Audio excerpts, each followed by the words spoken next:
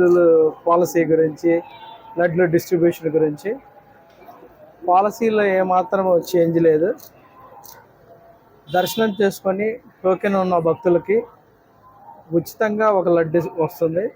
దాంట్లో అదనంగా 4 నుంచి 5, 6 కూడా వాళ్ళకి అవసరాన్ని బట్టి అందించడం జరుగుతుంది. అదేవిధంగా అవైలబిలిటీలో ఏమాత్రం తక్కువగా లేవు. సో అయితే లడ్లకు సంబంధించి మేము చేసిన కొద్ది పరిశోధనలో కానీ మా దృష్టికి వచ్చిన విషయాలన్నింటినీ కూడా పరిగణలో తీసుకొని ఒక చిన్న మార్పు చేయడం జరిగింది.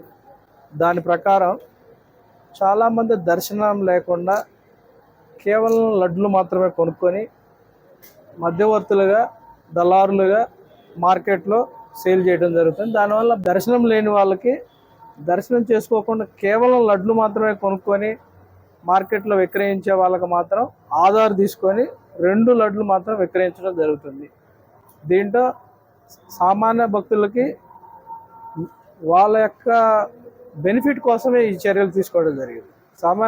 దీనివల్ల సామాన్య భక్తులు దర్శనం చేసుకున్న వాళ్ళకి లడ్లు ఎక్కువ ఇవ్వటం ఏర్పాటు చేయడం జరుగుతుంది. సో బ్లాక్ మార్కెట్ను అరికట్టడం ఇది ఒక ఉద్దేశం. కేవలం లడ్లు కొనుక్కొని లడ్లు కోసమే వచ్చి లడ్లు మాత్రమే తీసుకెళ్లే వాళ్ళకి మాత్రం ఇది ఒక స్టింజెంట్ మెజర్ అని చెప్పొచ్చు. బ్రాడ్గా ఓవరాల్గా ఇది భక్తులకి టీటీడీలో ఓవరాల్ అడ్మినిస్ట్రేషన్ కూడా మంచి కన్వీనియంట్ డెసిషన్ అని ఆల్రెడీ చాలామంది అప్రిషియేట్ కూడా జరిగింది.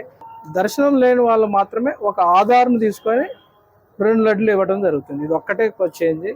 ఇది